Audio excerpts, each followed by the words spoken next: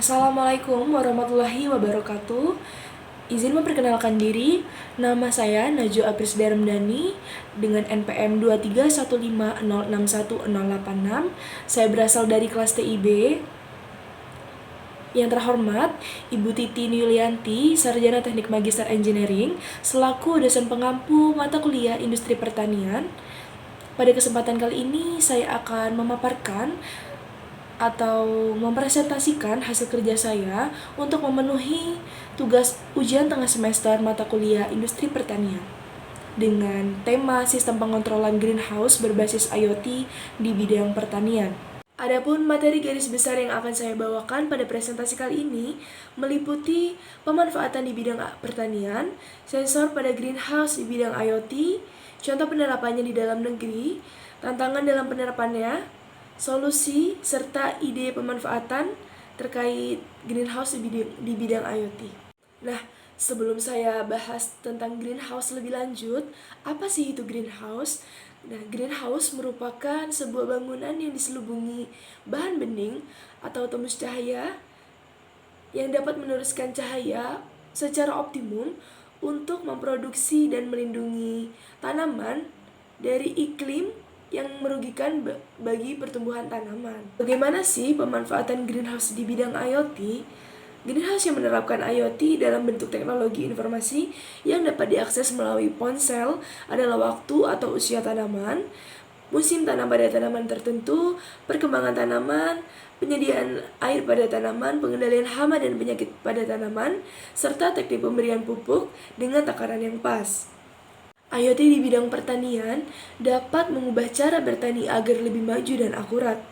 Greenhouse berbasis IoT sudah banyak diterapkan untuk proses kendali tanaman agar kondisinya tetap terjaga. IoT diharapkan dapat membantu meningkatkan, mempertahankan, mengoptimalkan hasil produksi serta membuat distribusi makanan menjadi lebih mudah dan lebih baik. Aplikasi IoT dapat dibuat berdasarkan apa yang dibutuhkan. Misalnya untuk meningkatkan kualitas, kuantitas, ketahanan, serta efektivitas biaya produksi pertanian. Lalu, dengan teknologi IoT, pekerjaan kendali tanaman pada greenhouse dapat dialihkan menjadi otomatis dan dapat dikendalikan dari jarak jauh. Selanjutnya ada sistem memonitor suhu dan kelembapan di greenhouse, yaitu mencakup beberapa sensor. Di antaranya sistem pemantauan serangga, penangkap spora, pemindai akar, sistem pH tanah, sensor hujan dan salju, sensor cahaya, sensor atmosfer, soilometer atau pengukuran kelembapan tanah multilevel, katup elektromagnetik, sensor konduktivitas tanah, air dan pupuk, irigasi sprinkler yang terhubung dari imigrasi atau pengendali, serta sensor-sensor lainnya yang terdapat pada sistem greenhouse ini dapat dipantau secara luas melalui layar besar dan dimasukkan kepada platform cloud. Berikut adalah tampilan lebih rinci daripada sistem yang ada pada greenhouse, yakni yang pertama, sistem pemantauan serangga dan juga di sebelahnya ada sistem penangkap spora. Berikut adalah tampilan struktur ataupun rangkaian sensor-sensor maupun sistem serta kebutuhan untuk penerapan sistem pengontrolan greenhouse berbasis IoT pada bidang pertanian, yakni dilengkapi dengan CCTV yang dimana CCTV tersebut berguna untuk memantau jalannya monitoring sistem ataupun sensor yang terdapat pada greenhouse itu sendiri. Selanjutnya ada display LED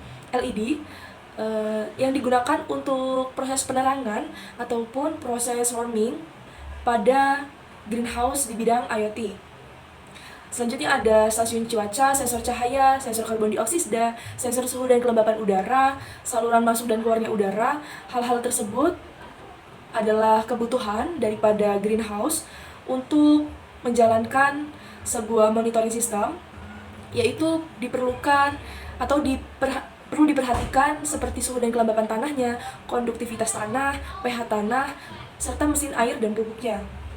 Selanjutnya ada sistem kendali yang dapat membantu pengguna menetapkan peraturan pekerjaan mereka, yaitu yang pertama irigasi kipas angin, runner roll, pemanasan, serta katup air. Adalah hal-hal yang harus diperhatikan dalam mengoptimalkan alur kerja sistem pengontrolan greenhouse berbasis IoT, yakni meliputi persediaan barang, keadaan pertumbuhan, jaringan, sensor, terminal, infrastruktur, dan lainnya, data lingkungan seperti tanah, air, serta atmosfer, pengolahan dan pengawetan kegiatan produksi, video dan gambar, evaluasi konsumsi, inspeksi dan karantina, serta pelestarian pemrosesan distribusi. Proses informasi dan digitalisasi pertanian, khususnya pada greenhouse berbasis IoT, memiliki 3 tahapan, yakni yang pertama materi daring, selanjutnya tampilan status produksi secara real time, hingga ke pengirimannya. Manajemen terstandar penyiapan produksi pertanian atau alur kerja dari pengoptimalan sensor-sensor ataupun sistem monitoring dari sebelumnya, yakni persiapan tanah, penaburan, pengairan, penyuburan, penyemprotan, maupun operasi lainnya, sehingga sampailah pada saat proses pemanenan. Berikut adalah beberapa tantangan dalam implementasi greenhouse di bidang IoT. Yang pertama, infrastruktur internet. Di wilayah Lampung, khususnya di beberapa pedesaan, memiliki keterbatasan dalam infrastruktur internet. Kondisi internet yang tidak stabil atau lambat dapat mengganggu komunikasi antara perangkat IoT di greenhouse dan server atau cloud. Tantangan yang selanjutnya adalah biaya. Biaya awal untuk membeli dan menginstal perangkat IoT, sensor, aktuator, serta infrastruktur dapat menjadi hambatan khususnya bagi petani kecil. Dan yang terakhir, ada faktor cuaca.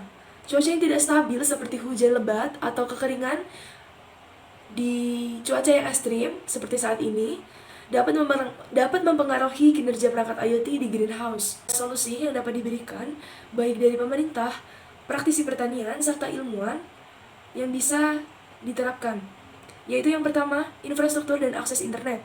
Pemerintah dapat meningkatkan akses internet di wilayah pedesaan, khususnya di Lampung, untuk mendukung konektivitas sistem IoT di greenhouse. Selanjutnya, ada subsidi dan bantuan keuangan. Pemerintah dapat memberikan subsidi dan bantuan keuangan kepada petani untuk mengurangi beban biaya pada awal penggunaan greenhouse berbasis IoT dan instalasi perangkat IoT. Solusi selanjutnya adalah kebijakan dukungan. Pemerintah dapat mendorong pembuatan kebijakan yang mendukung penggunaan teknologi IoT dalam pertanian, seperti contoh insentif pajak ataupun program dukungan yang lainnya. Selanjutnya, ada pelatihan teknis, mengadakan pelatihan atau workshop untuk petani tentang cara mengoperasikan dan merawat perangkat IoT khususnya di sistem greenhouse. Solusi yang selanjutnya datang dari praktisi petani. Yang pertama ada kolaborasi. Petani dapat berkolaborasi dengan petani lain dan bersama-sama mengumpulkan sumber daya serta mengoperasikan sistem pengontrolan greenhouse berbasis IoT. Yang kedua, manajemen data.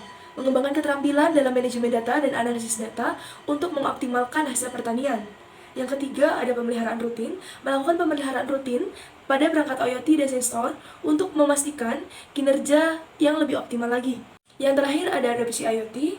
Petani dapat mengadopsi teknologi IoT dalam operasi mereka, seperti menggunakan sensor kelembapan, suhu, dan keberadaan hama dalam rumah kaca untuk memantau dan mengontrol lingkungan pertaniannya. Solusi selanjutnya datang dari ilmuwan, yakni yang pertama, inovasi teknologi, berkontribusi pada pengembangan teknologi IoT yang lebih terjangkau, tahan cuaca, dan juga hemat energi. Selanjutnya, pengembangan model prediktif. Mengembangkan model prediktif berdasarkan pada data IoT untuk membantu petani dalam mengambil keputusan yang lebih baik. Selanjutnya ada penelitian lokal. Ilmuwan dapat melakukan penelitian yang lebih mendalam tentang tanaman apa saja sih yang dapat tumbuh di wilayah khususnya Lampung, serta mengembangkan sistem yang lebih sesuai dengan kebutuhan tanaman yang ada di Lampung. Yang terakhir ada analisis data, mengembangkan algoritma dan perangkat lunak untuk menganalisis data yang dihasilkan oleh sistem IoT dan memberikan rekomendasi yang lebih baik kepada para petani. Selanjutnya ada implementasi sistem greenhouse berbasis IoT di Indonesia, tersebar di beberapa daerah. Di antaranya yang pertama yaitu Jawa Barat. Jawa Barat memiliki sejumlah daerah yang aktif dalam pengelolaan teknologi sistem IoT, terutama untuk tanaman hortikultura seperti tomat, cabai, dan selada. Daerah seperti Lembang, Bandung, dan Subang dikenal sebagai pusat pertanian modern yang menggunakan sistem pengontrolan rumah kaca berbasis IoT. Selanjutnya ada Jawa Tengah. Di sejumlah Jawa Tengah, Teknologi IoT digunakan dalam budidaya tanaman seperti stroberi, sayuran hijau, serta tanaman hias. Hal ini membantu meningkatkan produktivitas dan kualitas hasil panennya. Selanjutnya ada dari Sumatera. Beberapa daerah di Sumatera, khususnya Lampung, juga telah mengadopsi sistem pengontrolan rumah kaca berbasis IoT, terutama dalam bidang tanaman eksotis seperti durian dan juga karet. Dan yang terakhir, pada daerah Bali, dikenal sebagai daerah yang aktif mengadopsi teknologi yang pertanian yang cukup canggih. Beberapa petani di Bali telah mengimplementasikan sistem IoT pada rumah kaca mereka untuk tanaman hortikultura ataupun bunga.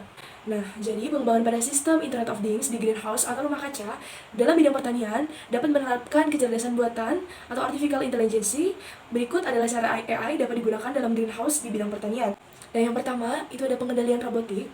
Robot yang dilengkapi dengan AI dapat digunakan untuk merawat tanaman, seperti memberikan air, menyiram, atau bahkan memanen secara otomatis. Hal ini mengurangi keterlibatan tenaga kerja manusia dan dapat meningkatkan efisiensi.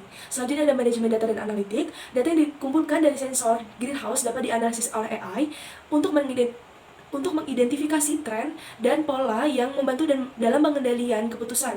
Ini termasuk pemantauan konsumsi air, penggunaan energi, dan juga kinerja tanaman.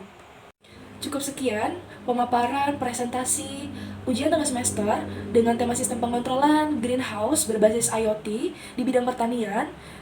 Saya Najwa Aprisda Ramdhani mengucapkan mohon maaf apabila terdapat salah kata atau salah penyampaian.